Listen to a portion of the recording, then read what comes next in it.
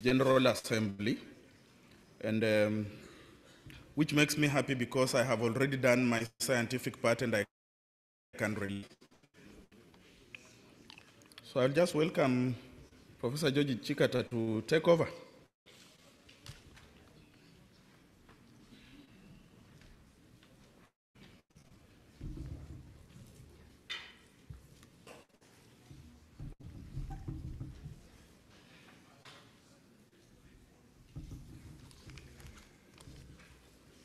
Good afternoon.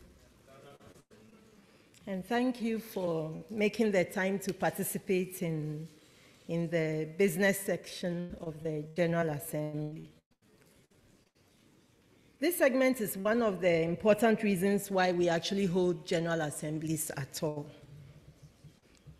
Because the General Assembly, in addition to building and strengthening the community and providing a unique space for sharing insights and generating new research questions, and also recalibrating our research priorities as a community. This space also enables us, as members of the Executive Committee of Codestria, to account for our stewardship over the last 3 years, and also discuss the health of the Council with you and its challenges, and work with you together to set an agenda for the incoming Executive Committee. In the introduction to the review of the Council's governance, the three-person committee chaired by Tandika Nkandawe, working with Akila Kwasoya and Pierre Sani, spoke about Codestria's remarkable ability to self-correct. This ability has been on display at different points in the Council's life when it faced existential crisis, but also in its day-to-day existence. And it can be seen in the ways in which the Council has dealt with a number of issues, such as the low uptake of women and African feminist scholars in its work, the question of the muted presence of certain linguistic groups, regions, and countries, the question of the humanities and its place in Codestria, and so on and so forth. Cycles and our strategic plans has tried to grapple with certain challenges with more or less success. As a community, we have experienced Codestria in ways in which others have not, and have accompanied the Council on this journey. We have done this by discussing the issues and selecting its leadership and giving them mandates to account after 3 years. As Executive Committee, we embrace this mandate. First, to you, our deep gratitude for entrusting us with this role in Codestria in the last 3 years. The Executive Committee that was elected at the 14th General Assembly of Codestria in June 2015 was made up of myself as President, Professor Nkolo Foy, and I ask him to stand so that you see him, Professor Nkolo Foy as Vice President, Professor Khalid El Amin, Professor Lenka Bulla,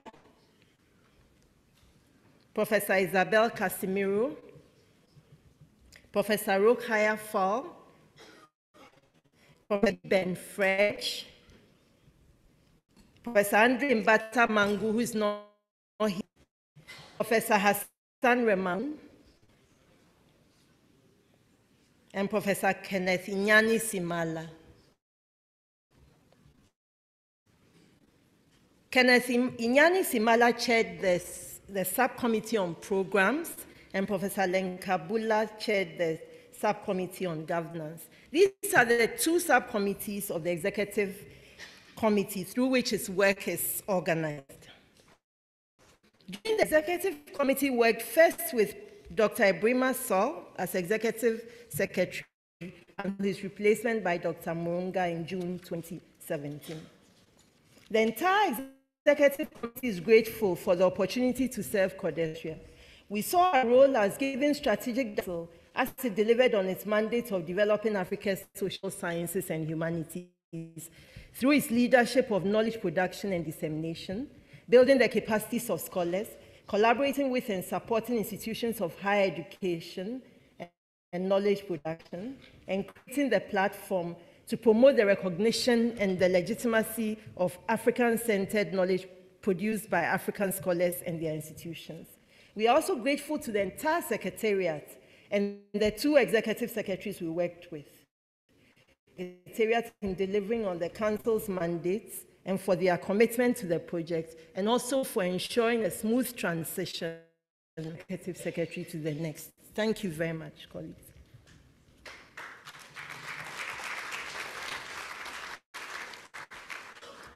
In my own assembly, I thank the government and the people of Senegal. What I said then still stands. Thank you, Jared Jeff. I also thank our donors, CEDA, Sweden, Carnegie Corporation, Mellon Foundation, the Umudili Foundation, UNESCO, and 3.5 years possible. Thank you again. His Excellency Kofi Annan, who also passed this year, for his letter to African heads of state, requesting them to support Kodesria's work. The letter he wrote was influenced by Dr. Vatan Gregoran, the president of the Carnegie Corporation of New York.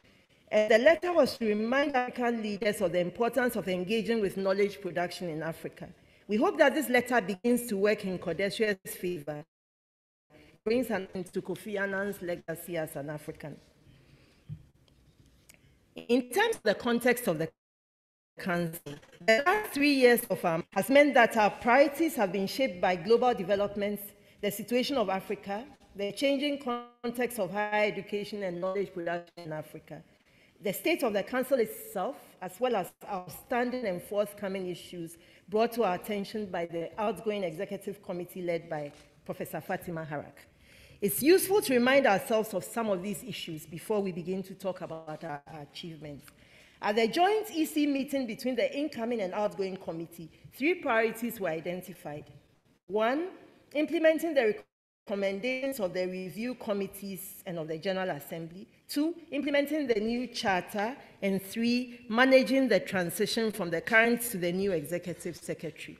An elaboration of these 3 areas flagged the forthcoming recruitments for the Kodesria Secretariat, developing a fundraising strategy, clarifying the mandates and roles of the Scientific Committee, completing and implementing the internal reviews, decentralized Kodesria programs, investing in ICTs to create platforms for discussion, online payments, and the ease of communications, the agency of reviewing collaborations, learning the lessons and renewing old collaborations and establishing new ones, developing the bylaws from the Charter, and clarifying the relationships among the governance bodies of the Council and the Secretariat, and preparing for external evaluations and a new strategic plan. In the last 3 years, trends in higher education have deepened in terms of the recovery of public universities and the growing numbers of private higher education institutions. This has created a complex environment in which institutions vary in terms of resources and quality of education they are able to offer. A number of well-established public universities have spearheaded the establishment of the Association of Research Universities in Africa, ARUA, in response to a growing global trend in higher education. This collective of elite institutions in Africa is something Kodesria has to take into account as it develops, as it develops. However, there are small markets in the landscape, that small struggling universities across Africa, many of whom are taking advantage of ICTs to avoid isolation and to stay connected. One result of this proliferation of institutions is the growth in demand for Kodesria's programs. And this record research and training institutes that the Council has put out in this period. The privatization of STEM in any of our countries continues to have a dampening effect on funding for the social sciences and humanities. And this is affecting what universities can do to support these disciplines.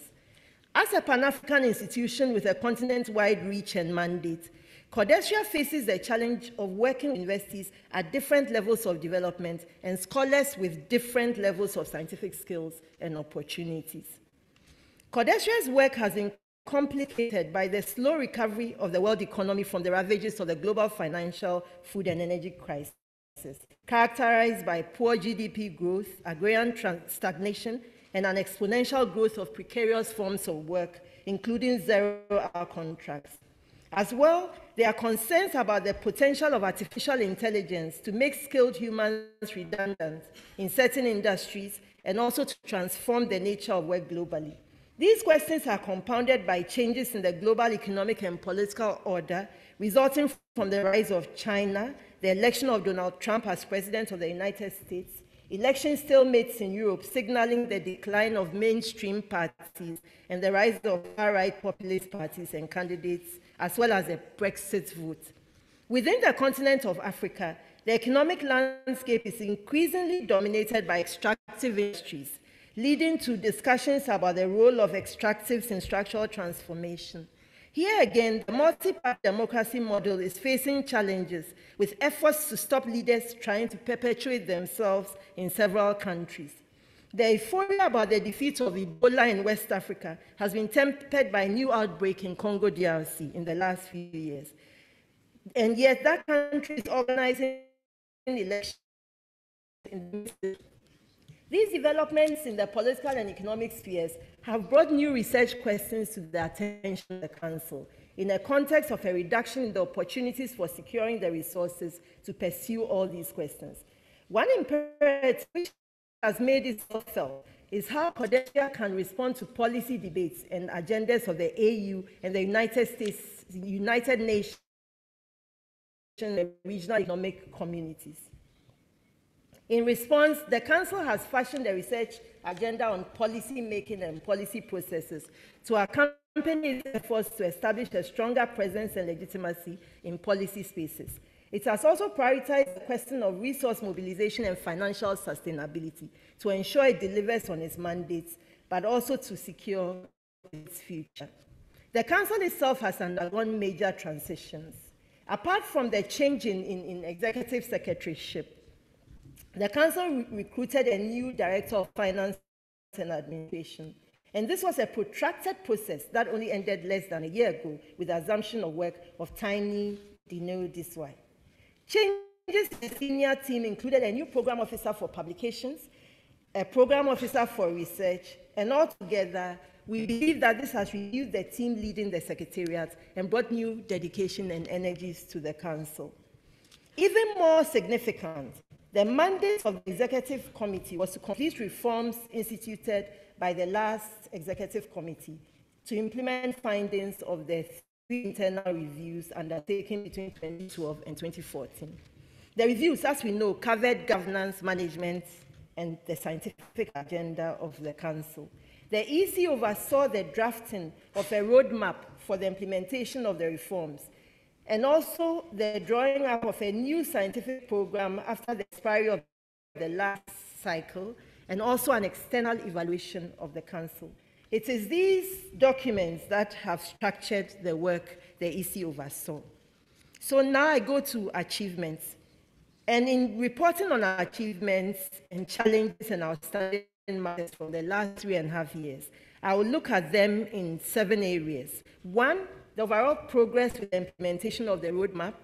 2, the scientific program. 3, governance reforms. 4, management of the Council. 5, financial sustainability. 6, membership. 7, outstanding matters and recommendations. And I'll take these in turn. The roadmap for reform had 6 aspects: governance, management, communication, programs management, CODIS, membership, and monitoring and evaluation. The most important achievement was actually to develop the roadmap. It moved the reforms from being reports that could easily gather dust to a set of recommended actions with a time frame for implementation. Our major funders are interested in the progress of implementation of the roadmap. And while the implementation of the roadmap started slowly, and this was also a function of the transition in leadership of the organization, it has picked up momentum. In the areas of governance, much has been implemented, although a few crucial matters remain. In the area of management, which concerns the management of the Secretariat, progress has been less than impressive. The communication aspect of the reforms also has a long way to go, although there's work in the pipeline that can be harvested very soon.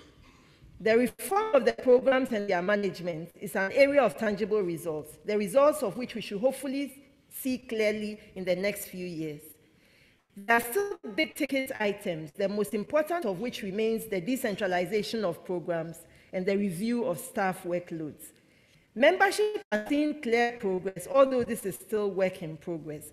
Monitoring and evaluation is not looking good in terms of the roadmap and needs to be put on an effective footing.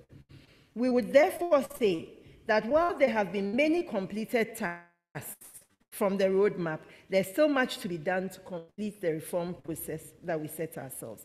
So now I would like to provide the details regarding the scientific program. With the new program cycle successfully adopted, implementation has begun in earnest. The Council worked to end the overhang of the last program cycle in order to devote full attention to the new cycle. The old cycle now is largely completed and the new cycle well established. The Scientific Committee's report covers this issue in detail, and therefore we will not detail this, except to note that the new research themes are fewer, and some of the issues have now been identified as cross-cutting themes instead of issues by themselves.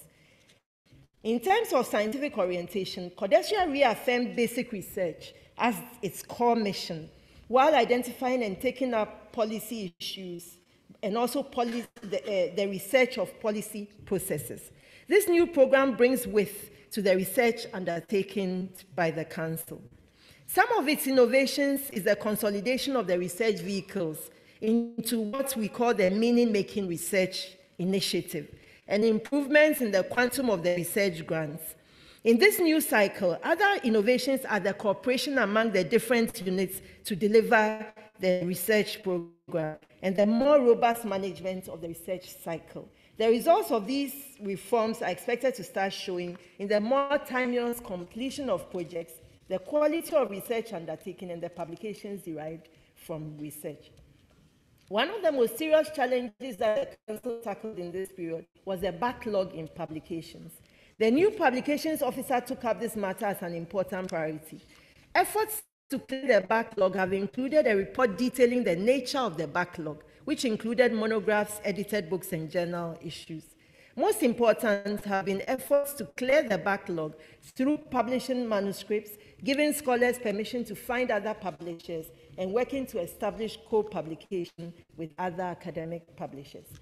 There's much clarity about the task at hand, and we are confident that by the end of the program cycle, publications will be a zone of sanity. Related to this is the decision to redouble efforts to sell our books. This is yielding results and also much needed resources to fund ever more publications. And we hope that you visited our bookstore during this assembly to buy some of the books. One issue that has recently engaged the academic freedom program. This program has been in decline in spite of its significance in history and the fact that as an issue it's been changing in shape and manifestations and concerns the very reason for Codestria's existence. A note on renewing the academic freedom program at Codestria was discussed at our last executive committee meeting. We are excited by the proposals for revamping and renewing this work, and we hope that the incoming executive committee will give priority to this in securing resources to do this work. In terms of governance, the Council has had to deal with serious scrutiny in the last 3 years. We have had an external evaluation and also an audit of our accounting systems requested by one of our donors. We believe that these processes have been managed with openness and constructive approach by the new executive secretary, who is no longer new, I guess, after his baptism of fire in organizing a General Assembly. The Council stands to benefit from this opening up, which has offered us solid recommendations about how to review our work for the future. In terms of governance reforms, this was a very significant aspect of the mandate we received and tried to implement. We oversaw the production of several important documents that would guide the work of the Council. Key among these were the bylaws, which focused on membership, elections, and an elaboration of the duties of certain office holders. Other important documents were policies on membership and resource mobilization. We also have discussed policies not yet finalized, a key one being the policy on honoring members, which we felt to transparency and consistency to this necessary business of recognizing those in our community who, and others related to the development of the social sciences in Africa. Beyond the documents, the Executive Committee renewed the Scientific Committee after reviewing and clarifying its role. During this period, we also oversaw the drawing up of a strategic plan and a new 5-year program for 2017 to 2021 under the theme Reaching New Frontiers in Social Science Research and Knowledge Production for African Transformation and Development. As well, we were involved in critical staff recruitments, and I've already mentioned these. But for these activities, I want to express our gratitude to the search committees and to the scientific committee and others in the community who participated in these critical processes.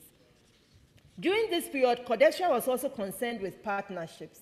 In addition to a comprehensive review of existing partnerships in order to determine those that were still viable, and this task was undertaken by the Deputy Executive Secretary, Sozinho Francisco Machinye.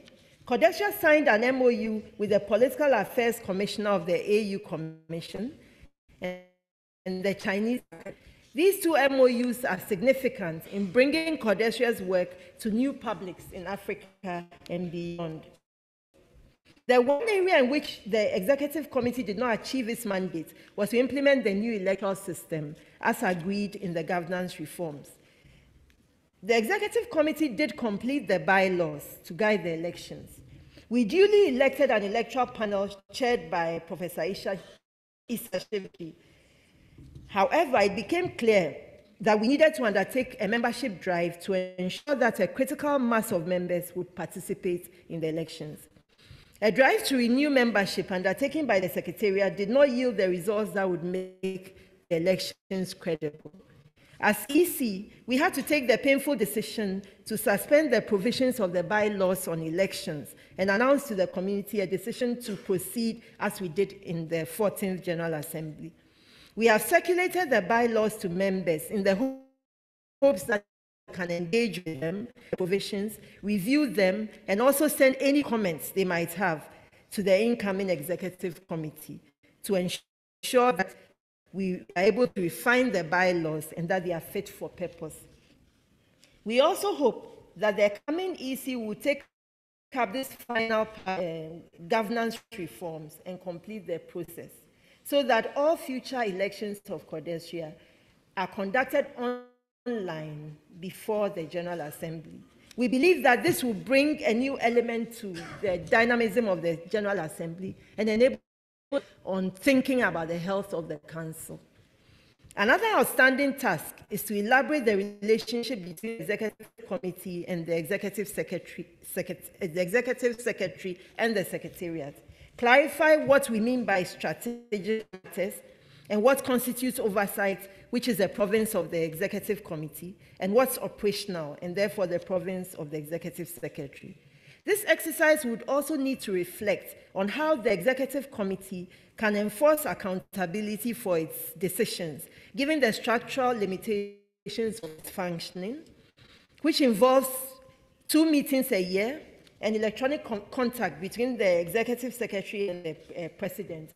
A member of the Executive Committee, Khalid El Amin, has helpfully written his reflections on this issue, which this EC will pass on to the next Executive Committee to form an element of their consideration of this really important subject. Now to the management of the Council.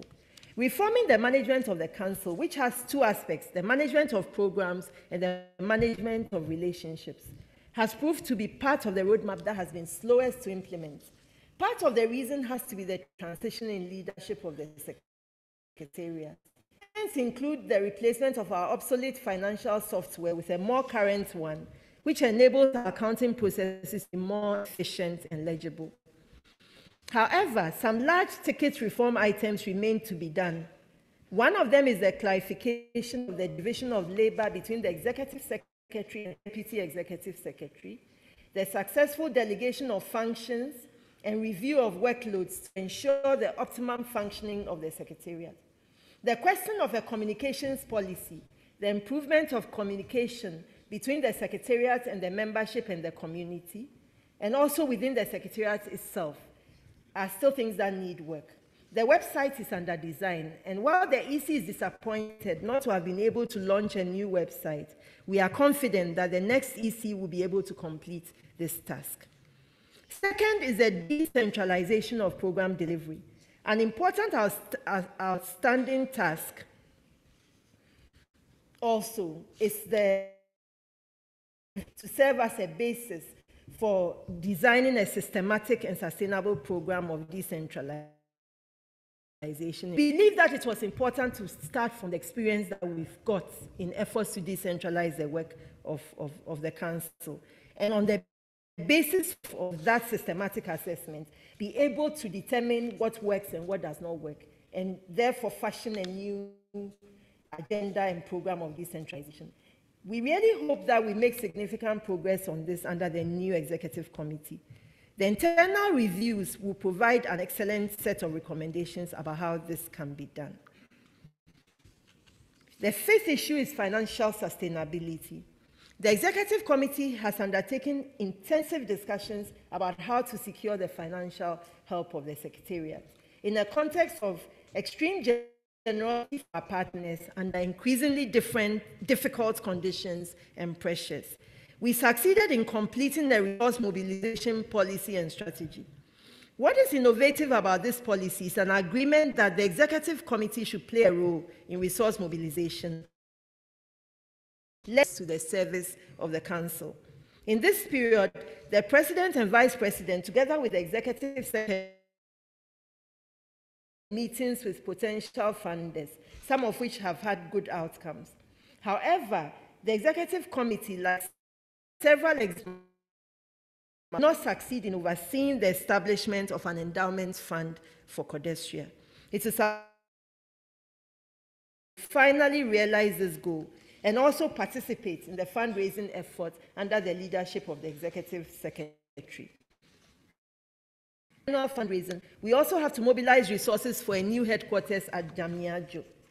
I wish to acknowledge the work of Professor Nkolo Foy for his persistence with this issue and for his efforts to secure a funder for the headquarters building.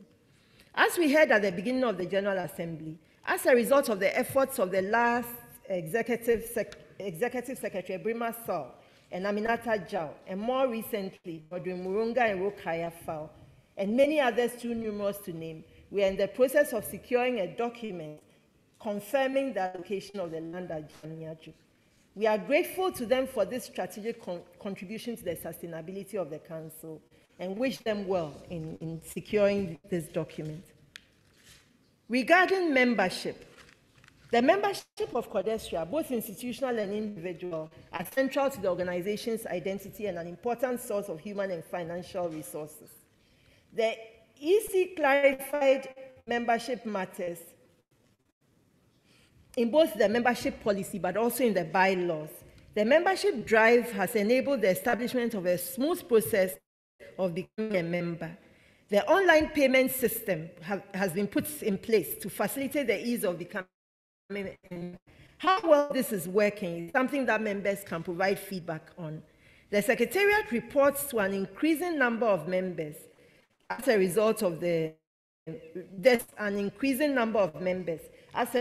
membership drive, from a figure of 33 in March 2018 to 253 members as at now. I believe that the General Assembly was also a good impetus for gaining new members.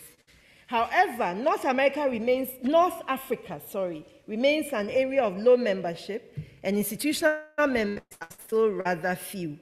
There's still the outstanding task of working out modalities for involving scholars from Africa's diasporas in the life of Codestria, and also to deepen the possibilities of tricontinental South-South cooperation in knowledge production and training. The Secretariat needs to continue the membership drive, paying attention to countries and regions with low membership numbers, and involving the Executive Committee in the drive.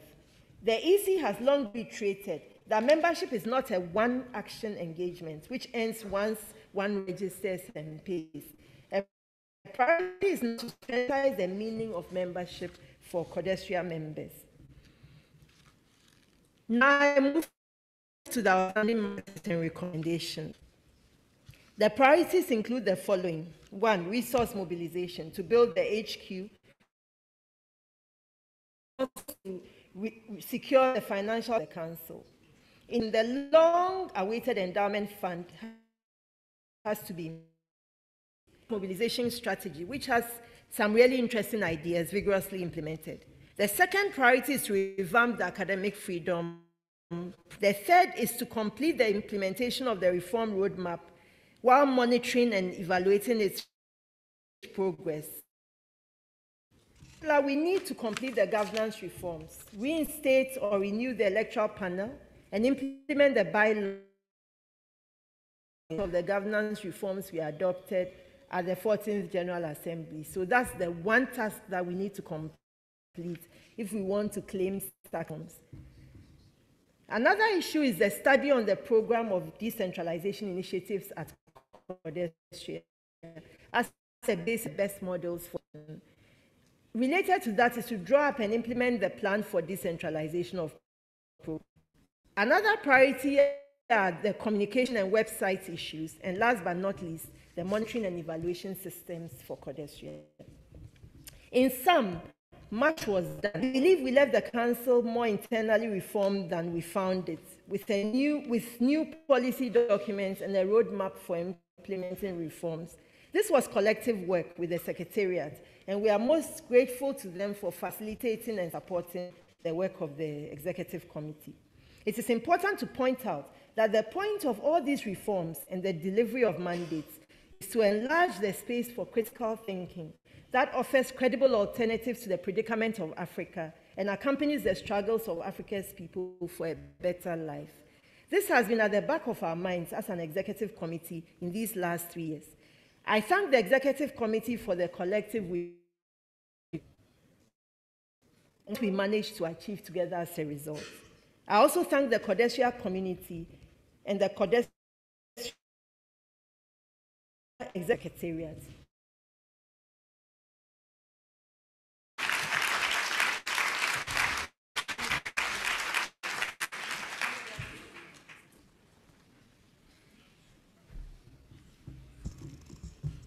The President has mandated chair the question and answer time, and I oblige. Questions, any comments, any clarifications? We are ready. One place. And any other? And then I'll come to Mahmoud. Merci. Désolé. Genç.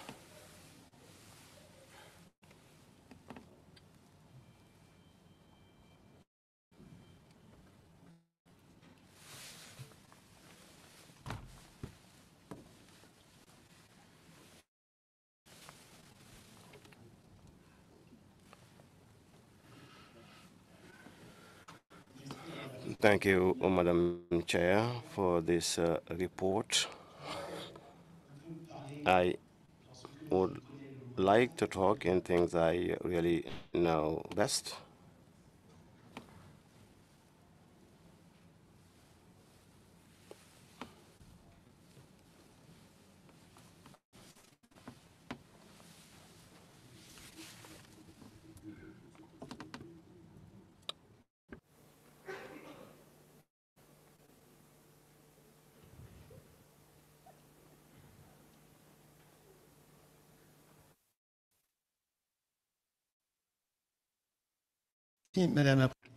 Yes, thank you, Madam Chair, for this detailed report. Has clarified a certain number of issues which I would like to raise, but I would like my the lawyer not may be I am before 3 things. A financial report first. Second, second. And third thing, a copy of the charter which I have. In this regard, I have written a proposal, not of amendment, but the articulation of two articles of the charter on which I may come back, but I don't want to keep the floor for long, which seems to be contradictory for me to go fast. Let me say that. I understood that there was a resolution that modified the right to vote, if I got you right, which was passed into. And then at the same time, I think that Article 13 of the Charter says that any individual member can vote. The amendment of 2008 ensured that you have to take part to two general assemblies before being able to vote. I did not take part to two general assemblies. So, and really, I don't have any answer with regard to that. So I sent a mail, and I sent it on the 14th of September 2018. And I made a certain kind of recommendation with regard to that. This is what I wanted to say with regard to the formal point, and I was also surprised, it is not aggressive per se, but I'm a bit surprised to see with regard to these things, knowing that if as the Professor Parliament of University lecturers, we can just like we as MPs, they can discuss about formal issues, but also talk about scientific orientation of Codeswia. And there are also, maybe I may be naive to some extent. I thought that the General Assembly could have this scientific orientation of Codeswia. You've talked about an MOU with China. It is not a small business, a small thing in a context of global, also in a geopolitical context of rivalry between the USA and China. These are not issues on which we should not easily agree. So these are raised, and also questions that I had and I wanted to raise. Thank you. Straight to. Pardon?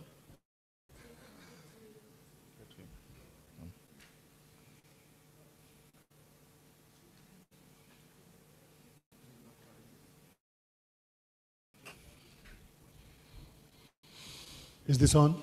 Yeah.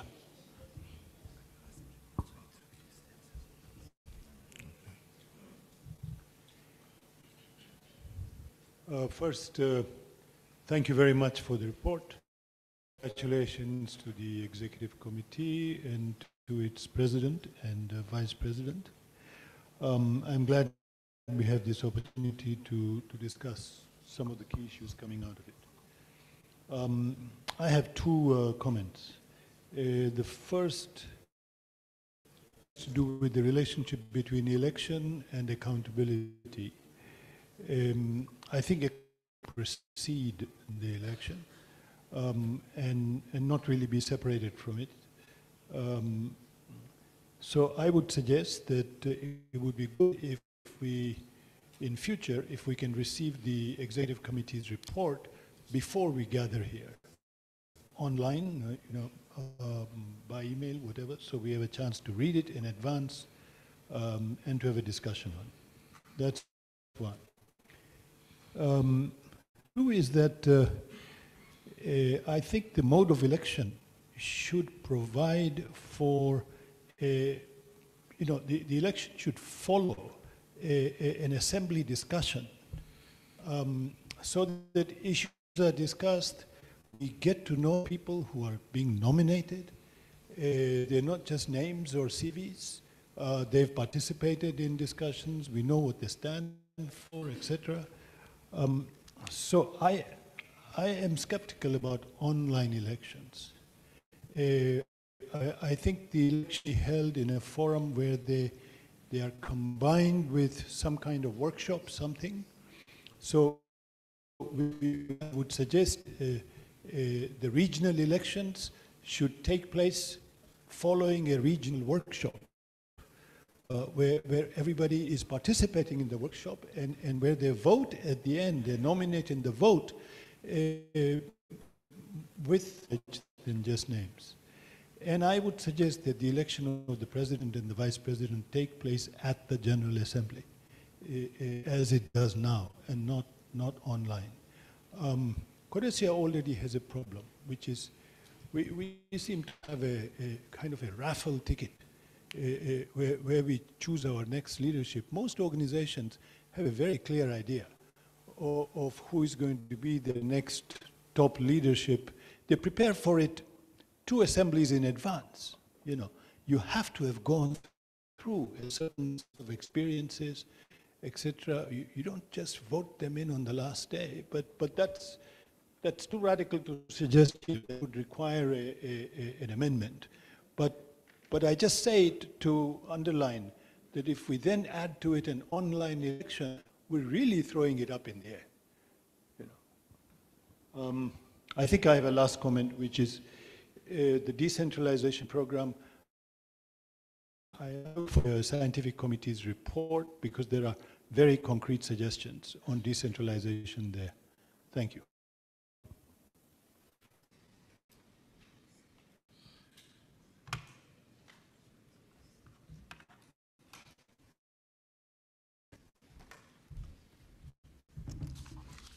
Thank you very much for these 2 interventions. And if my colleagues would like to add something after I've spoken, please feel free. The first question, I think, is about the format of this business meeting. I guess the only thing to say is that this is the format we established for Codesria. We do not discuss financial matters at our General Assembly. I don't know why. This is what we met. So we did not make the provisions to discuss the financial report. I think the easiest is not say that we should do that. So it's not practice. If we want to institute this as practice, I think there's a process of doing something to ensure that this becomes required. I also know that you mentioned that you wanted to propose the amendment of 2 articles of the Charter. Again, the Charter determines how you can apply. It says that about 3 months before the next General Assembly, you ought to have sent your proposals to the Executive Committee and table them so that they can be circulated. I think it's 6 months before. 6 months before, and then they are tabled so that everybody has them 3 months before in order to do that amendment. So if it's something you want to pursue, I think this is, there's a procedure, and I would urge you to take a look at it and to see what's possible. You also noted that I guess perhaps you're a bit unhappy about the fact that it takes 2 General Assemblies before you start voting. This also, again, is one of the things about Codesria's experiences and institutes measures. I think this measure came because it was noticed that sometimes people could be bussed to General Assemblies, people who had not been members for a long time, if they want to pursue a particular cause, can attend a General Assembly just to pursue that. So it was determined that one way of ensuring that these are active and living members of the organization is to require that you attend 2 General Assemblies. Well, you can vote at your 2nd General Assembly and not the first one. I imagine that people might feel disenfranchised, but it's for a cause, and one ought to understand why it's been instituted. In terms of the MOU of Social Sciences, I want to clarify that it's not with the Chinese government, it's with the Chinese Academy of Social Sciences. And if you look at MOU, it does not commit Codesria to anything yet. It's not an agreement. It's an understanding that these are 2 academies that want to think about how they can work together. So there's nothing which binds us to anything at the moment. And you are right, that relationship, it has all sorts of ramifications. And the executive committee has actually asked that the MOU is something that we should study very carefully. So we are cognizant of that. Professor Mamdani asked questions about the relationship between accountability and elections. And I think the relationship between accountability and elections. It's funny that the things you are talking about are the very things that led people to begin to say that we should start voting online. I think there are two concerns that the review of governance put forward to make this proposal. One of them is that too often General Assemblies had spent too much time thinking about who was going to become the next president and the vice president, or who was going to become a member of the executive committee, and that this was marring the scientific purpose of the General Assembly, but also marring the effort to discuss important issues about the health of the council and how to move the council forward. And it was in response to this that this process was proposed, that it's better that we do all these things before we arrive at the General Assembly. And if we know who the leadership is before, then we would not spend this precious space and precious time haggling and struggling for positions and so on. The second point has to do with a recommendation to move away from industry. And the idea that we not spend too much time focusing on these regional matters, because be a bit polarizing. So if you look at the new electoral forms, the idea is that the electoral panel take into account geographical spread, linguistic divides, disciplinary issues, gender, and all the other representational issues we are interested in, to come up with a slate that is broadly representative, and then to allow the electorate to decide. And that the most basic criterion for deciding on who leads Codesria has to be scientific. So it is on the basis of these principles that these processes have been derived. And I think the process to derive them was done at the 14th General Assembly. People agreed to these reforms, and the Executive Committee had a task to go and draw up bylaws to implement them. So I think perhaps that ship has sailed. That we want to reopen this issue of electoral processes. I think for now, this is what we have. And my own feeling about it is that maybe it's good to try it and to see whether it actually is as disempowering as we think. After all, many associations like ourselves vote electronically, and it doesn't seem to hurt them. So I don't know if there's any reason why we also cannot approach our elections this way. Mahmoud spoke about this idea of workshops.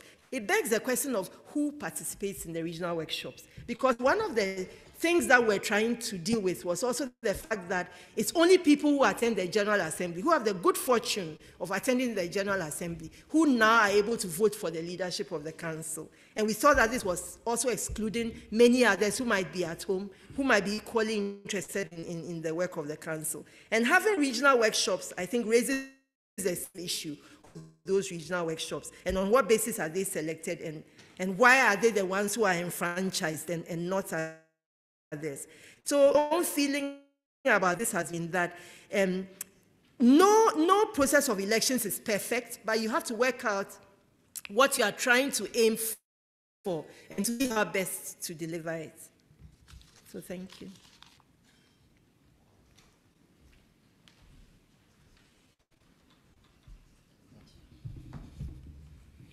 Please introduce yourself. I'm Del Mastafak from Cameroon. I would like to raise 2 points: point of publication and point of membership. Firstly, the point of publication. In the report, the president raised the problem of so many manuscripts that are waiting, and I think this is because of the process of publishing. Because I want to take one example. When you conduct a project, you are working with the research department, and the research department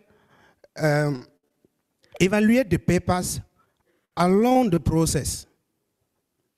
And after that, the publication department has also to do the same thing. I think at this point, we can join both the process.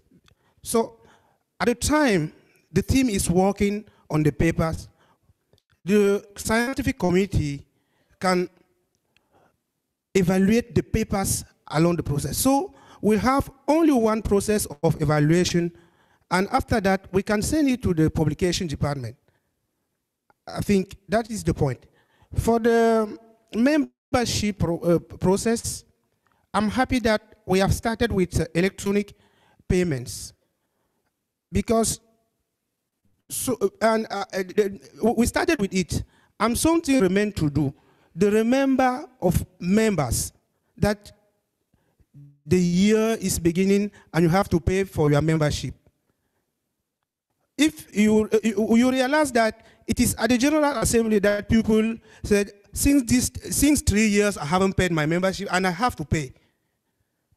We are members of other scientific organizations, and we know each time the year is finishing, you are remembered that your membership for this year. And with electronic card, we can pay it very fast. So I think the council can regularly remember members that they have to renew their membership. Thank you.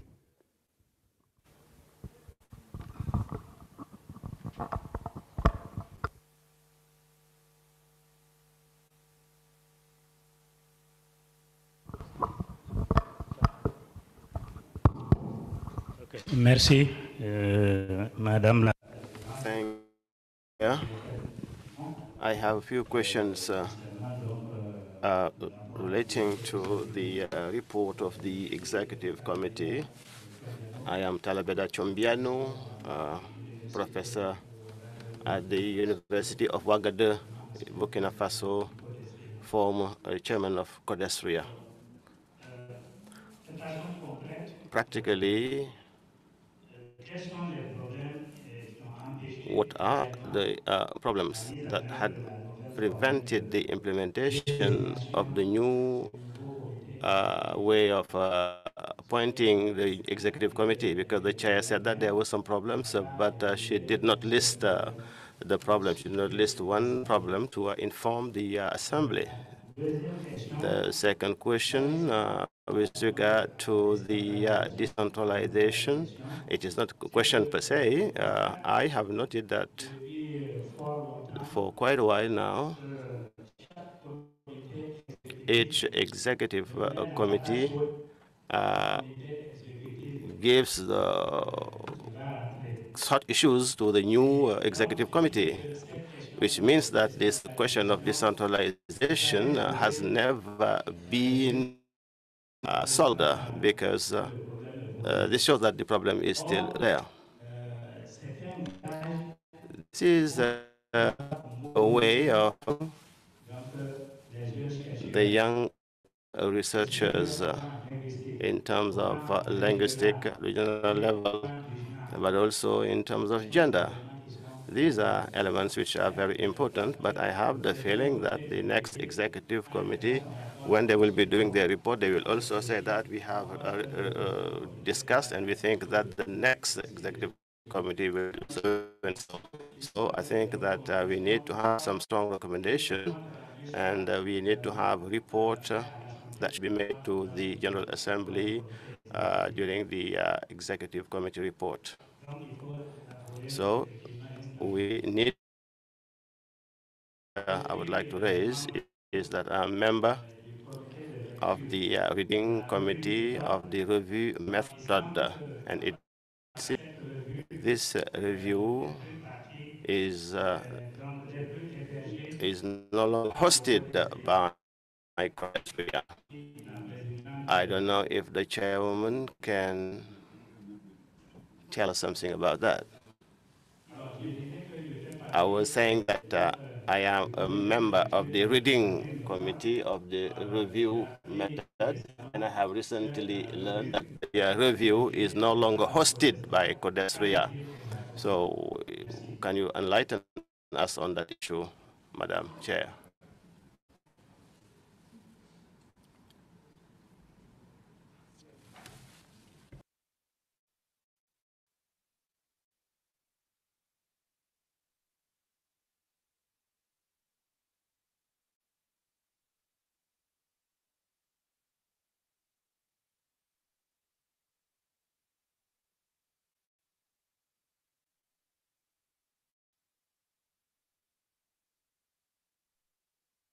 Publications del MAS has been a major issue of concern in Codesria for a very long time. And by the time we got a new director of publications early in the year 2017, there was a major backlog that was waiting. And we spent quite a bit of time reflecting on why our publication section is attracting backlogs rather than expeditiously publishing books and journals and all that. And number one, there is obviously excess demand for publishing in Codesria than we can meet. I think we need to admit that as a major challenge. For every project that we commission as Codesria, we also commit to publishing. And one of the recommendations that has come up and which we are trying to implement is that we should have the right of first refusal so that we don't detain manuscripts in Codesria years on end without publishing them because we sponsored that particular project. So we are beginning a process of implementing a system of fast refusal so that where we know we are not going to be able to print within the required time, we should give you the chance to decide where you want to publish, with one caveat to acknowledge that Codesria did support that work. For the MRIs that we are implementing effective this year, we've included that in the contracts. So we will receive the manuscripts, the research department program will receive the manuscripts. And we'll select those we know we can publish within good time. And those ones that we know we cannot publish within good time, we'll inform you well in advance so that you can decide where you want to publish them. And we think that by so doing, not only will we circulate knowledge being produced within the council widely, but we'll also be able to do it in a faster way than we have been able to. So the issue of publications is on our radar, and we are hoping that we also are now making a few changes so that it does not have financial allocation for publications within the research project itself. The research program should be able to decide in a year how many manuscripts it can publish. And on the basis of that, we allocate the research department, the publications department those funds. And we leave research to do the processing of the research report until when it's submitted, and the publication process to take over from which we are trying to resolve this. We've had a serious challenge with staffing, with the managers, especially managing editors leave. But we are trying to find creative ways of beginning to do with this. One of the other things that we are doing is that we are also now entering into joint publications with like-minded institutions, especially those ones that are ready to support the council with the publication process. And as we do this, we hope that we are going to be able to cut down on the length of time it takes for manuscripts to be published, but also in the process, make sure that we facilitate the process in such a way that we begin to create a body of knowledge that is recorded, but also a body of knowledge in other places that has been supported by Codesria. And so I hope that this will be something that will help. On the issue of membership, I must report that, and I think the President's report, the President's report did touch on this. When I assumed responsibilities in the Council in 2017, June, there were only 17 paid-up members in Codesria, 17. One of them institutional and the others individual. It is for that reason that we were unable to continue with the process for online voting.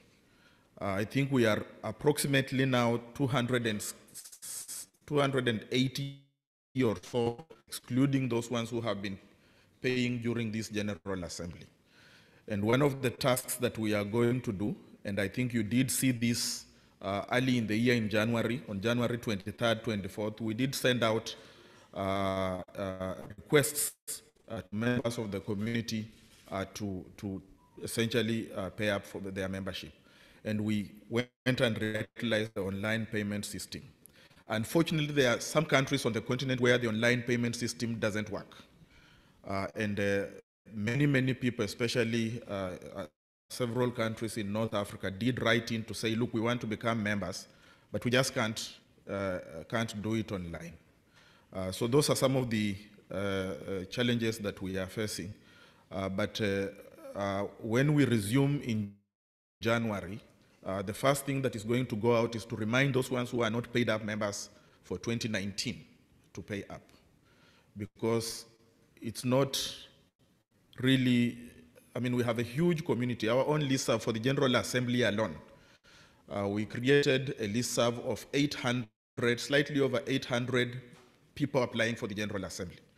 Fortunately, we set up the system in such a way that it could capture all your information. And it's through that system that we were able to communicate to you with ease during the period of the General Assembly. We are going to build onto that system and make sure that membership mobilization and payment of membership dues is conducted through that system. And we are doing this because we are very conscious of the fact that we are not doing very well with respect to issues of membership. So I hope this satisfies some of the questions you asked. I'll hand over to the President. I think.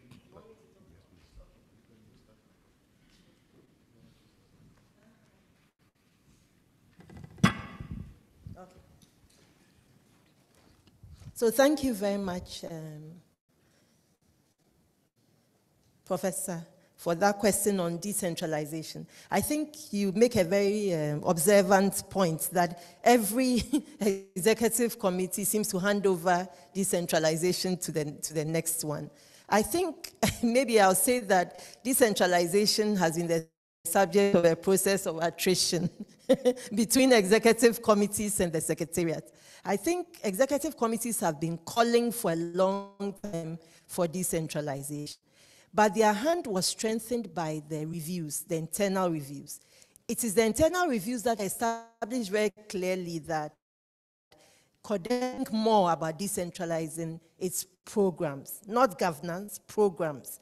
That the programs can be implemented more efficiently with decentralization, partly because the universities, many universities have recovered from the state they were in the 70s and 80s when Codesria was having to manage the fallouts from the decision not to support higher education. So many universities are now very capable. Many of them have all sorts of people with the capacity and the interest and the relationship with Codesria to enable us to partner with them to deliver programs. So many of us have always felt very strongly that for the sake of our own effectiveness, decentralization is a very important issue. The second thing to note is that decentralization actually is not a new thing in Codesria. Codesria has several projects outside of itself. I can talk about the African Humanities Institute at my own university, the University of Ghana. Codesria publishes with the Institute CRASC in Oran. There's also the relationship with the Arab Africa Institute, and so on and so forth. So, as the management review suggested, it is important to learn the lessons of these partnerships. So the first task is to actually commission a study of these relationships and how they've operated in order to learn what has worked, what has not worked, and basically how these relationships can be improved in order to form the basis for a new strategy of decentralization. I think part of the challenge also is how to organize this study and therefore how to take it forward.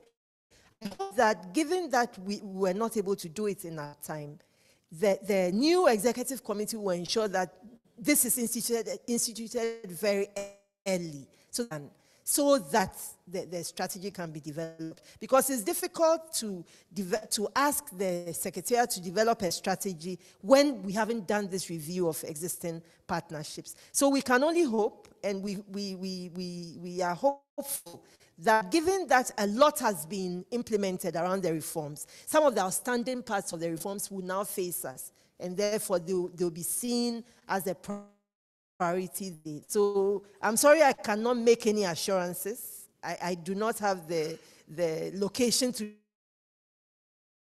do anymore, but the new executive committee will indeed take this forward. And I think we've bent Godwin's ears enough for him to know that this is a running saw and that it's important to do something about it. Thank you very much.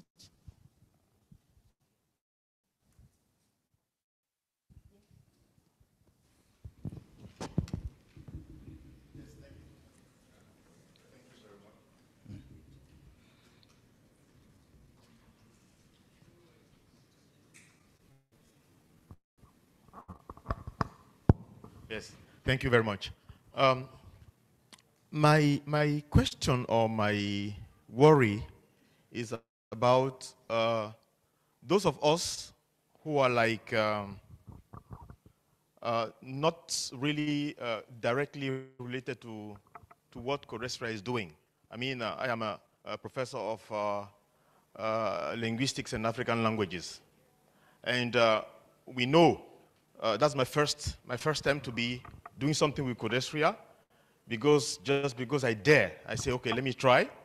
But my question is there a clear policy of Codestra to open up so that we really engage in a kind of interdisciplinary dialogue? And if it's the case, if I leave Dakar, can I make publicity, ask my colleagues, ask my students to become member of Codestra so that we can try to build something together? Thank you.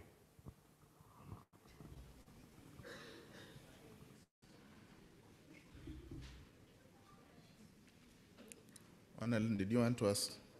Yes. Yes. Should I answer? Yes, please. Okay. Yes. Yes. I always smile when I hear about the humanities and Codestra. The executive secretary is from the humanities.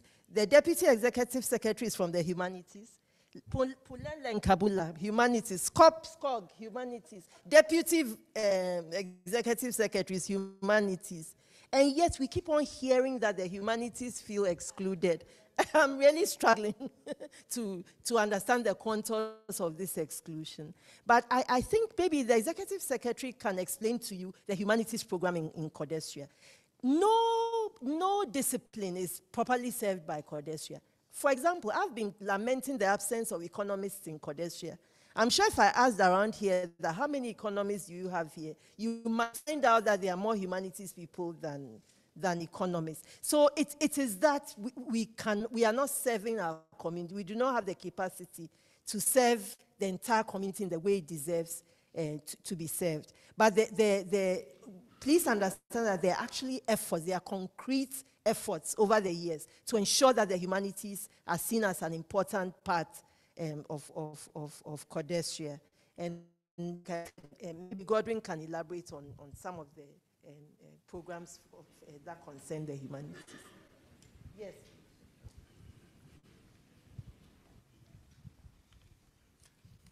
Ok, merci beaucoup, Madame la Présidente. Je voudrais apporter. Yeah, would like to bring in some information with regard to the focus that should be put on the issues of the humanities. It is no longer for us a question of choice. It is rather an obligation.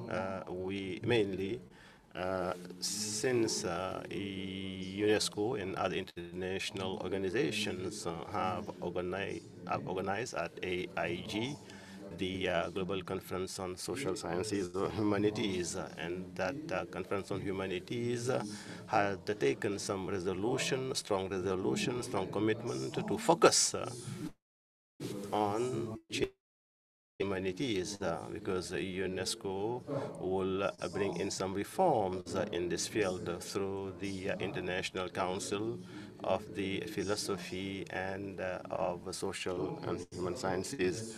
So it will be an obligation to all the structures of human science to focus, to put a priority on those humanities. And UNESCO had brought together all the institutions around the world that dealing with social science and humanities, and Codastria was represented. Clarkson from Latin America was represented. The social science international organization was represented, and other colleagues. So this is an obligation and a necessity, I would say, because UNESCO and other international organizations are saying that social science will that's a problem, that raises a problem. So these sciences have to be complementary because this is about the same humanities. So assured. So I think somebody raised a question during the saying that if the linguists are integrated, of course I told him that they are integrated. So you can see that the linguists, their applications are literature as well is also accepted. So we have organized many organizations, and also the oral literatures were there. So Codastria accept and the social science and human science. These are the clarification I wanted to make, Madam Chair. Thank you.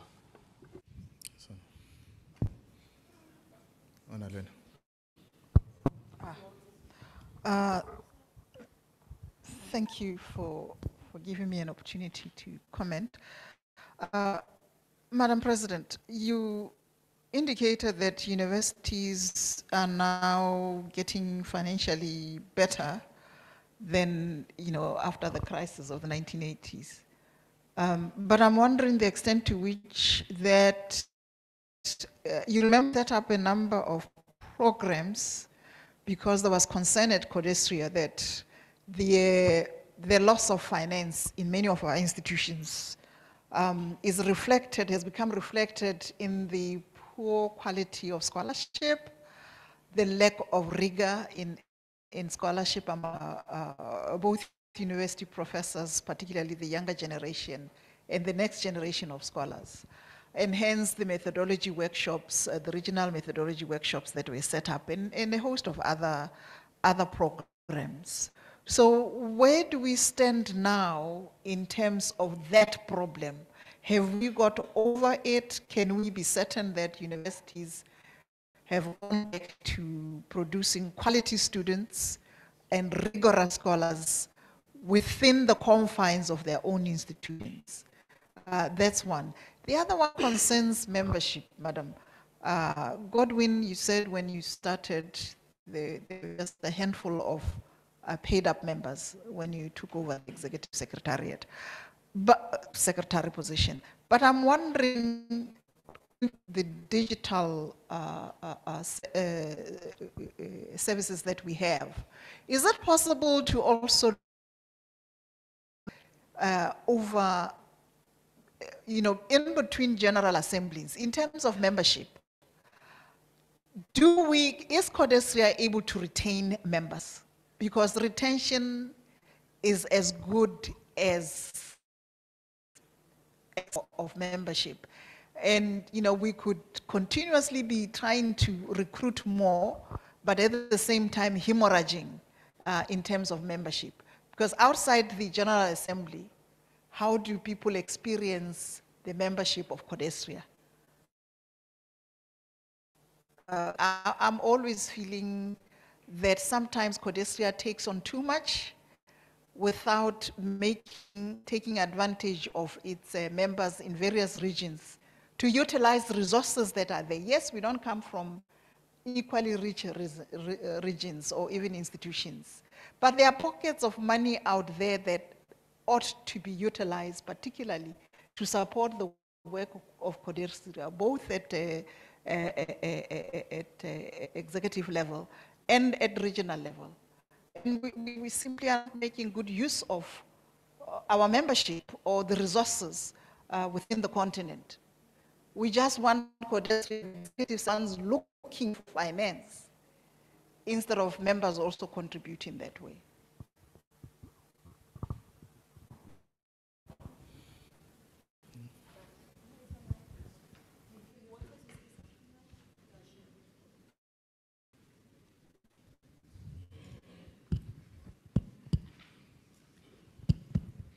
Elena, thank you very much for observation.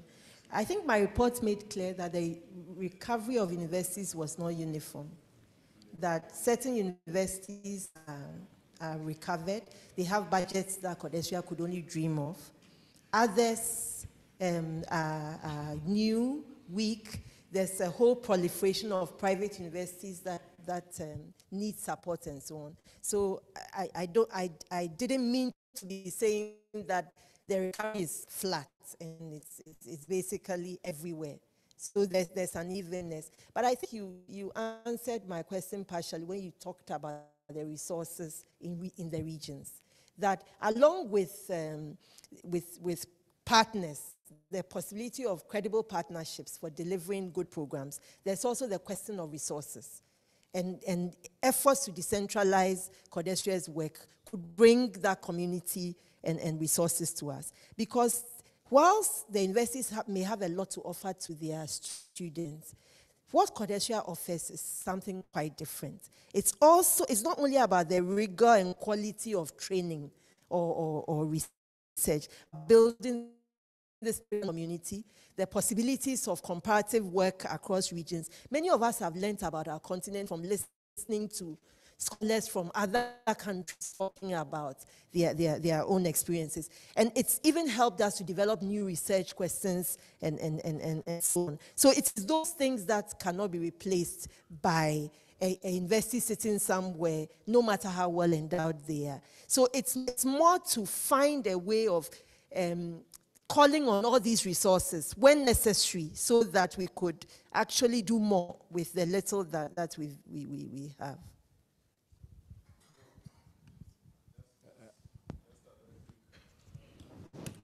Just a very quick respect to the issue of membership again. The story of membership has changed quite a bit in Codesria over time. There was a time when we used to deduct membership fee at source for those people who participated in Codesria programs. The membership tended to be the numbers were almost constant. Then a decision was taken not to deduct membership fee at source. And now we have to go back and mobilize members to pay their membership from wherever they are. So it's not possible out of this new process to tell you if retention is happening, because 2018 was the first year that we really went out to mobilize membership and get paid up members. Now, what has played into this and perhaps what has enhanced the numbers a little bit is the General Assembly. Members of Codesria want to pay membership only around the General Assembly. The other years tend to be a little bit quiet. This is not a generalized thing, but you can see the pattern. And my interaction with the whole range of colleagues preparatory to the General Assembly, most of them said that membership is paid at the General Assembly, which is not true. So our work is cut out for us in the Secretariat at least the December 2017 that I was going to make sure that I address that particular issue. And we've tried to address that particular. We are going to grow our initiative for membership next year. So it's a commitment we are making, but also it's a commitment we respond to. At least the one thing I can assure this audience is that it will not be that we didn't try in the secretariat to bombard you with a whole number of emails to make sure that you know that you need to pay membership if you want to be a part of this network community, and to make you feel a little bit guilty if you don't pay your membership.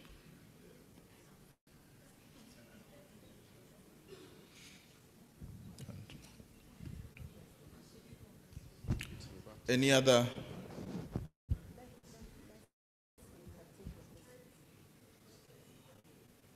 Okay, I'll have the gentleman at the back. Introduce yourself.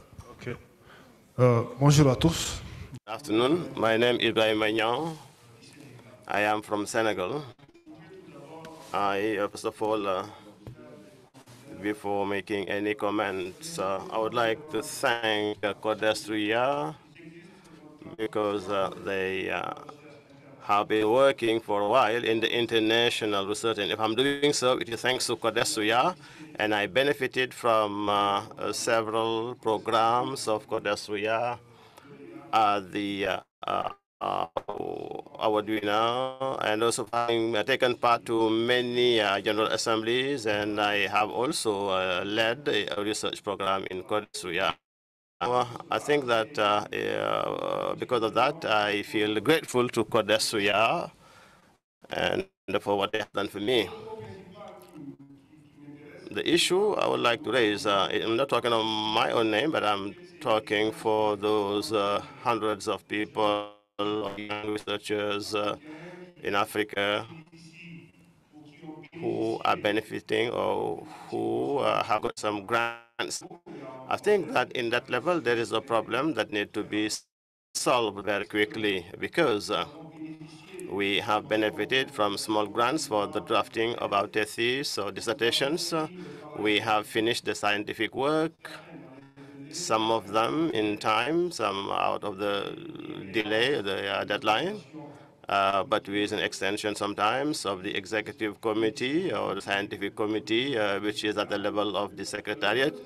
The problem is, in my opinion, should be solved because if today RIA is not capable or cannot pay the last part or last amount that the council was supposed to pay to that young researchers of the continent, we need, we should send the mails or answer to them by telling them that we are facing some difficulties, financial difficulties, and you are members of Codestria, and you should, through your commitment, contribute to the supply of the Codestria library, and we are asking you to give your research work to Codestria.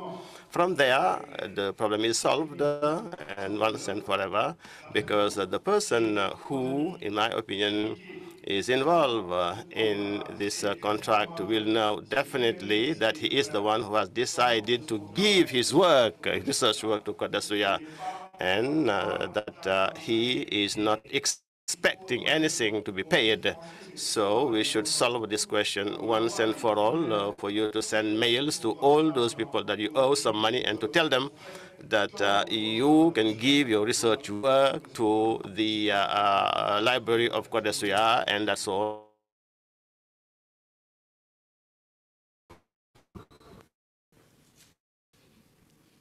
Senkoro. Thank you very much, Chair. First of all, I would like to congratulate the Madam and good report. I have two and a half issues. The endowment fund. I'm not sure if I heard well about the state and status of the endowment fund, because it would seem that this is another area which has been handed over from one EC to another. What is the state of the endowment fund, and if it is done, if it is there, can we be informed? The second one has to deal with, I didn't get the chance to visit Codestria headquarters this time around, especially the bookstore, the place where you store your books, where we store our books. Is it still full? I know that we suggested, some of us suggested, gave some suggestions regarding the sales and distribution.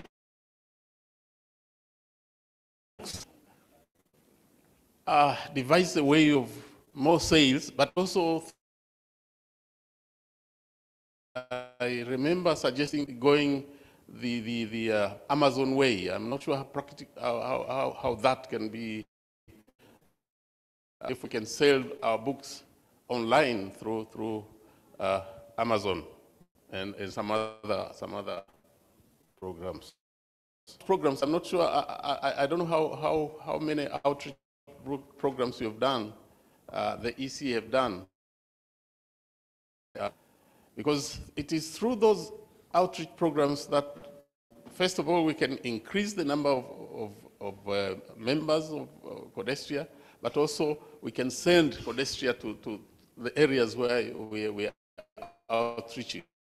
I know that we tried this some time back, and I hope it has been going on. Therefore, if we, for example, now I don't know if we have members from Burundi and Rwanda here.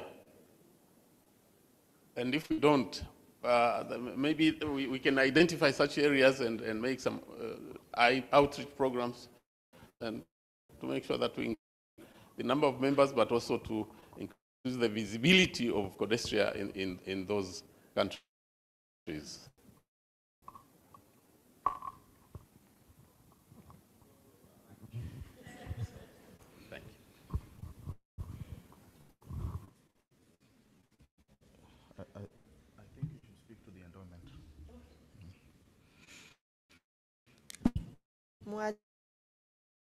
Question about the endowment fund. I think he's asking a question as an insider, a member of the last executive committee that handed over this endowment fund to us. And you are right, more seriously, you are right that since Maputo, we've been talking about this endowment fund. And we basically have some research about where it should be located. I think there were explorations of various capitals. Eventually, the advice we got was that perhaps it's best situated in Senegal. There have been issues about having a committee set up to manage its establishment and so on. But I think there have been too many stops and starts, and we are in a new era, and I'm hopeful that the executive committee and his team will make sure that by the time the next executive committee starts, they will have something tangible to work with to ensure that we end up with the endowment fund. The same thing to do with outreach programs. I'm sure Mwalimu Senkoro that we used to always say we want these outreaches. Sometimes there were even timetables for them and so on. And resource constraints didn't seem to allow them to happen. Again, if we recognize that this is a very important part of trying to gain new membership, but also raising funds for Codestria's work, perhaps it can be put on a better footing than it was in our time. So. Thank you. Publications again. Codestria books are free online. And if you track people who access those books, the highest level of access is in the US and in Europe. In Africa, level of access, South Africa, but it pales in comparison. Pales in comparison. The access outside the continent. And part of the reason these resources are available online, because we want you to access our books.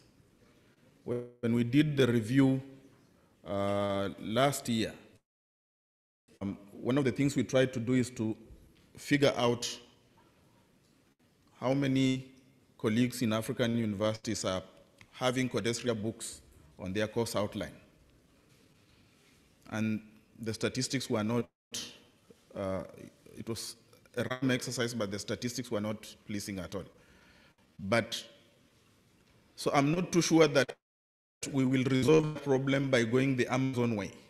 But we definitely have gone print on demand, cutting costs of printing, and we are trying to expand so that our books can be available in different locations, print on demand. Now I have unleashed more questions than I... Can I come from behind? So I'll begin with the gentleman right there, and then I'll come to you. And then I'll come to Teresa and then Kofi.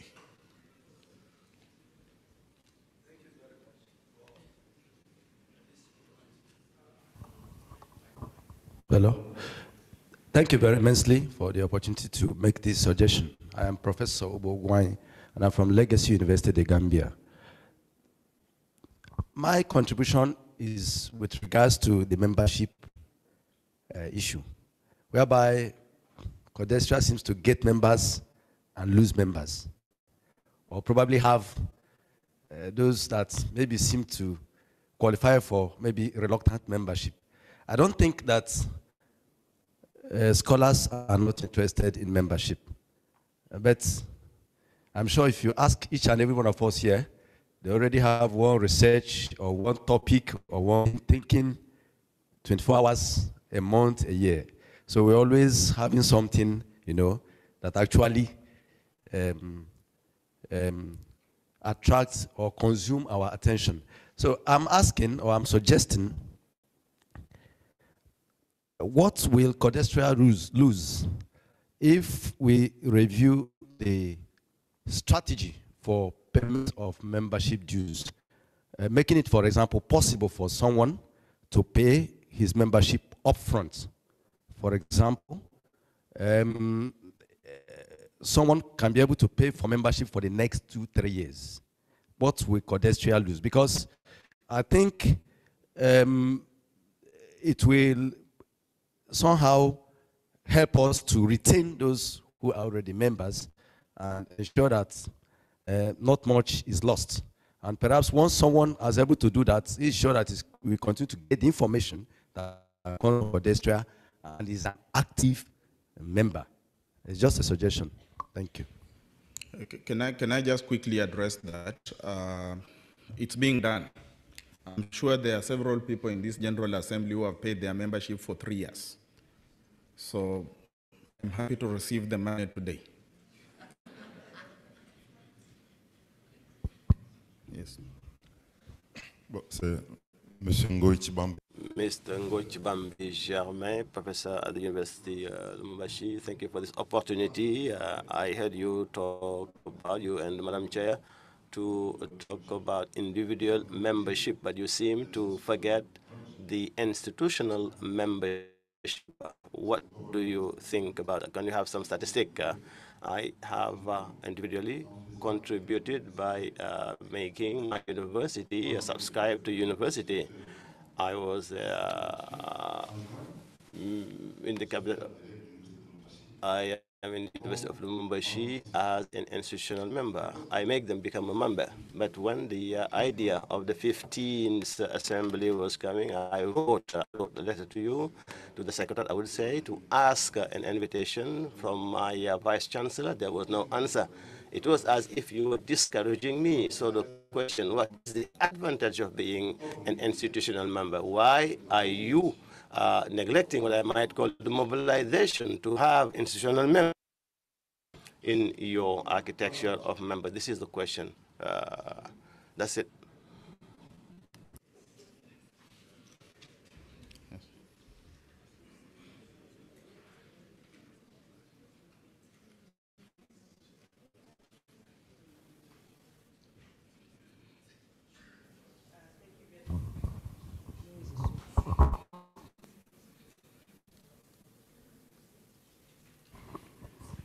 Okay, thank you very much. I'm not asking a question or a comment, but just to say there was an issue that was raised, and I think it's very important. Okay, where am I coming from? I'm Teresa Moy, I'm a member of the scientific committee, and I'm not here just to highlight the work of the scientific committee, but just to say, please comment on this issue because it was raised. There was a question about what happens in between general assemblies, so that people don't go away with the impression that we only meet and do activity around general assemblies, because there's a lot that CODESTRA is doing in between, which is extremely important. And some of us have grown academically through the work that takes place within CODESTRA, the work of the institutes, the methodology, research methodology workshops, the opportunities to publish in journals, the bulletin and others, and the books. So I just wanted to say, please, just whether the president or yourself, to highlight what happens in between, because there's a lot that happens. Thank you.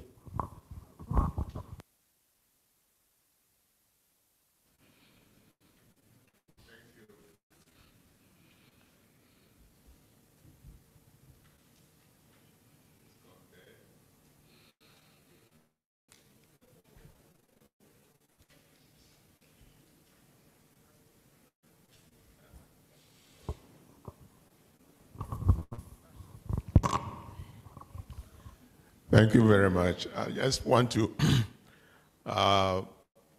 thank the President and the Executive Secretary for the point they made earlier about the need to do a review of already have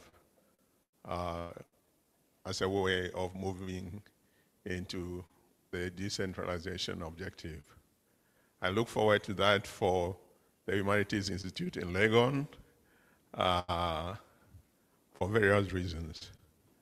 But let me also just mention that in spite of whatever problems we've had there, work has been going on quietly, some of which I believe will be of value to CODESTRA. A few years ago, we were commissioned, my colleague Africanus is here, to produce a set of documentaries for CODESTRA. We did. We have a full documentary on the Maputo General Assembly, and then a short 17-minute promotional documentary.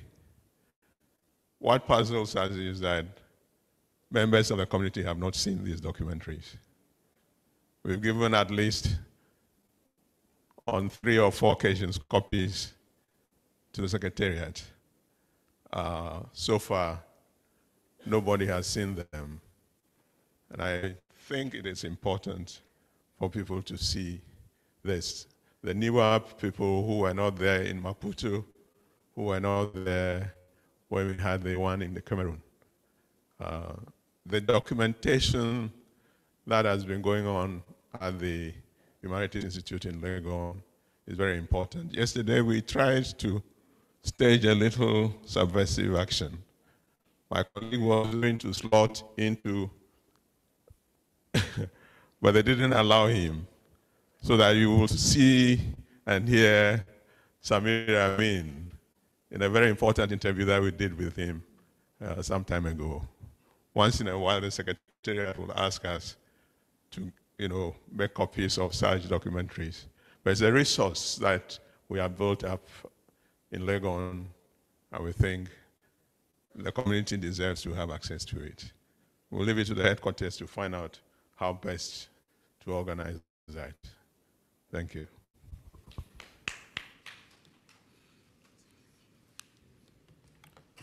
Maybe if I can quickly respond to a number of questions that I think are directed at the Secretariat. I do recognize the importance of institutional members, and I want to extend my apology. If you did, this is something that we are trying to do away with completely. And we are working our way very carefully to make sure that we respond to communication from members. So my apologies to you for the failure to respond to your email.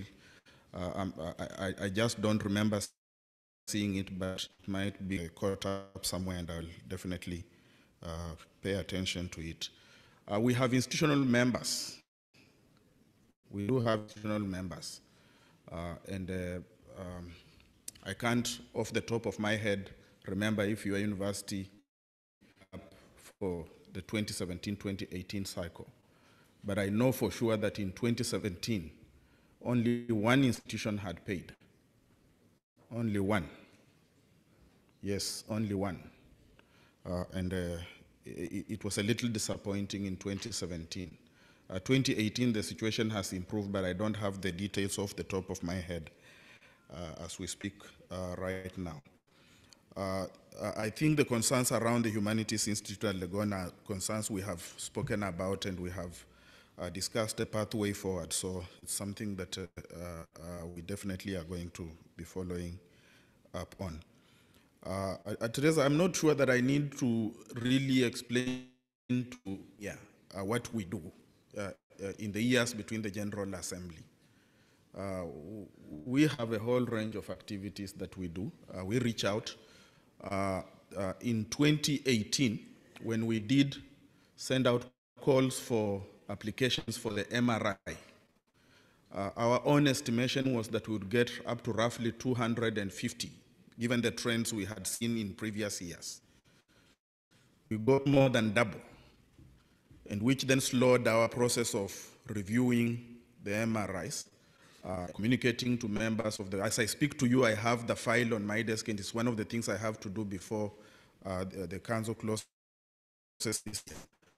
And we did send out communication to members of the community that we got more than we had bargained for.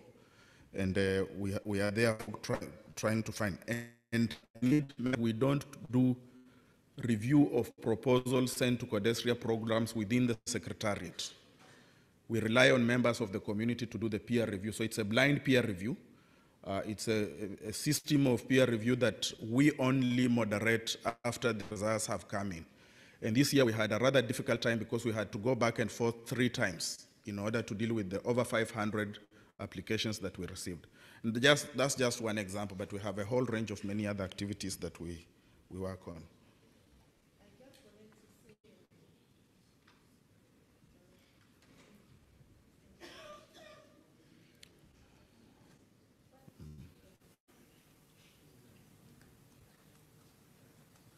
Can you use? Yes. Maybe you could use this.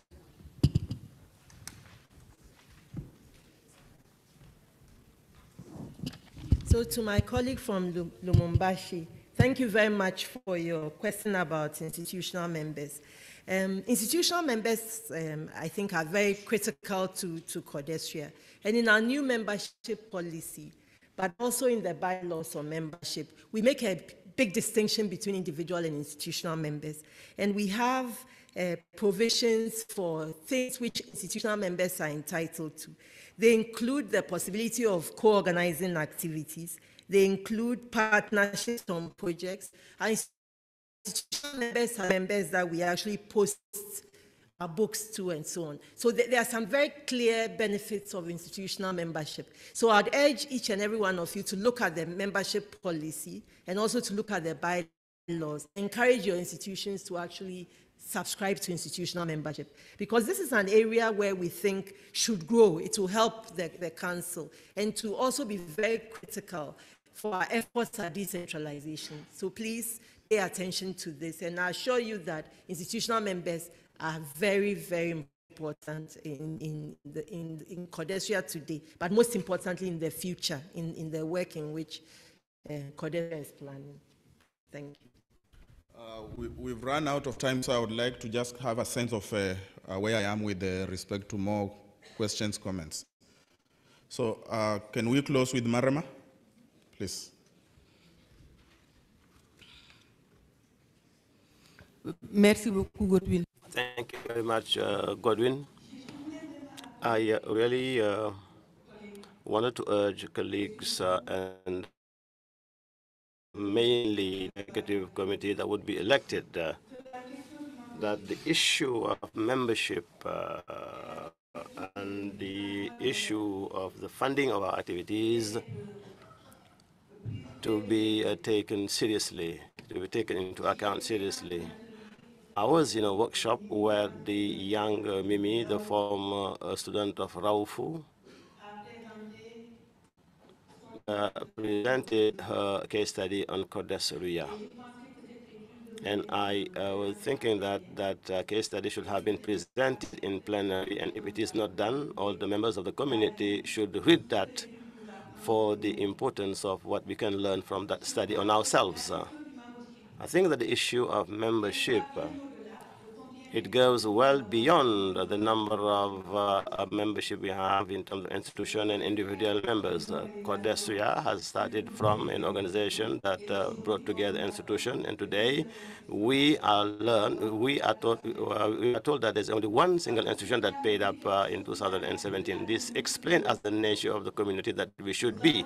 We said that we wanted to transform the social sciences, the international epistemical order, and we cannot do it individually. We should do it in collaboration with the institution that contribute to shape the content of the social sciences. I think, therefore, Odessa should have a clear strategy that would consist in saying that this is what we will do in order to have a critical level of institutional members who would not be just, who would be very important, but would be the flagship institution in our community. The second thing is that I don't know how we came up to decide that we are not asking to people who are taking part of activities to pay their contribution, because I don't know in that case what is the comparative advantages of one young researcher, for example, who takes his membership card in Cordesseria, who takes part to the activities of Cordesseria, pays his contribution, what kind of advantages he can get in relation to another one who is not doing that. I think that as much as possible, it will be very important. Maybe there are legal issues, but we should encourage the individuals who are taking part to the activities of the community to pay their contribution to be paid up members. The last thing I would like to mention with regard to this funding strategy, what Nimi is saying is that Cordesseria had made the promise to ensure her financial independence, but providing financial independence is also the only way of ensuring the sovereignty of Cordesseria in the long term with regard to the research agenda of Cordesseria. Otherwise, Mam Dana said this morning by saying that the consultants, but we may be the clients of the people who are funding our activities. And I was saying that with somebody, I was saying with someone that we have to engage with the decision makers. I think that if one or two African presidents or three African philanthropists accept to pay or to contribute to funding the activities of Cordesseria, for its symbolic nature, but this also should tell us about the future that we want for Cordesseria. Therefore, I would like to engage, to ask those who want to be candidate to be in the next executive committee to take this issue seriously, the issue of funding and the issue of membership, because these are issues that shape and that forge our future.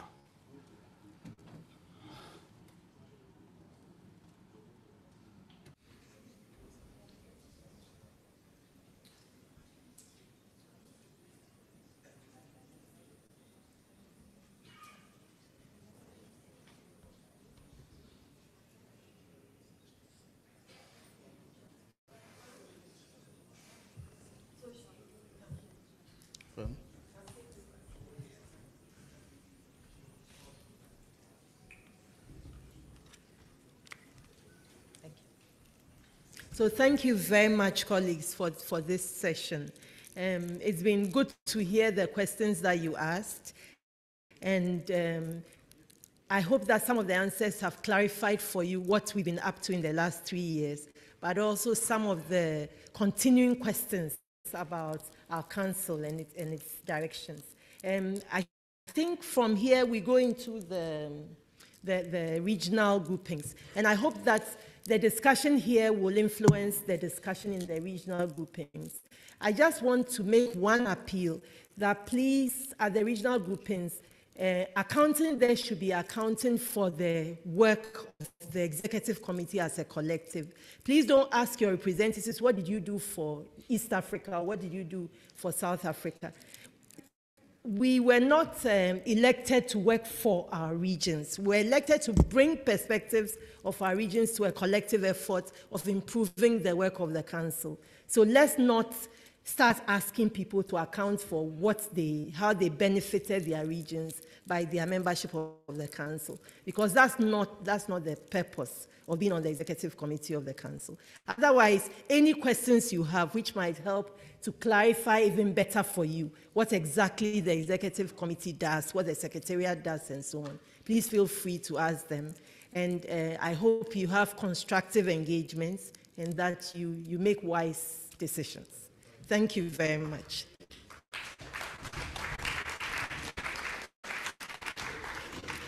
So let me very quickly outline how we are going to proceed. We will proceed into the regional meetings, and we plan to use about 1 hour, give and take, and we have allocated rooms according to need for interpretation. So the region is meeting in room BC12, which is this room, and it's served with interpretation. Central Africa is meeting in room B05. It is also served with interpretation. East Africa, room B06. There is no interpretation in that room. They can even afford to speak in Swahili, I'm told.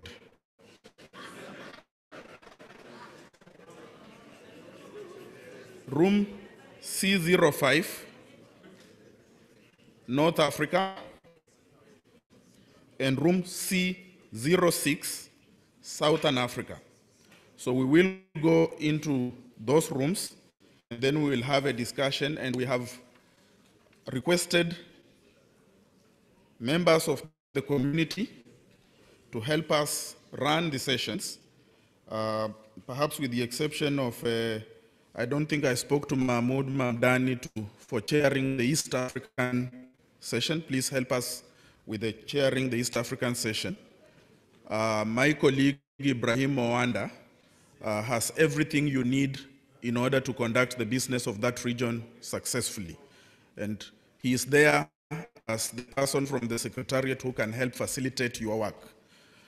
So Mahmoud, that is your caucus. West Africa, we have requested Professor Akila Pasoya to help us chair that session. And my colleague Marin Jai will be the person from the Secretariat with everything you need for the purposes of conducting that meeting successfully. Central Africa, we've requested Professor Ngona to help us chair that caucus. And my colleague Ato Noma is going to be the person from the Secretariat to assist. I don't think I spoke to Tandika, but I assumed you will accept anyway to chair the Southern African region.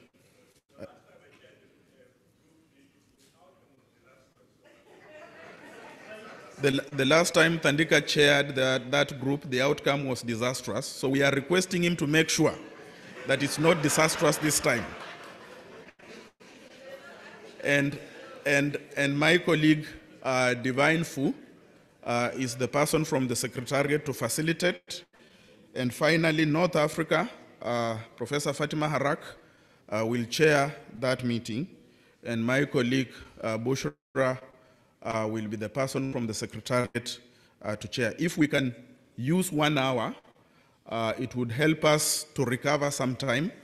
We will then take a quick tea break, 20 minutes, and then convene in plenary to finalize the process of electing the executive committee for Codesria. So thank you very much, and see you in another 1 hour or so.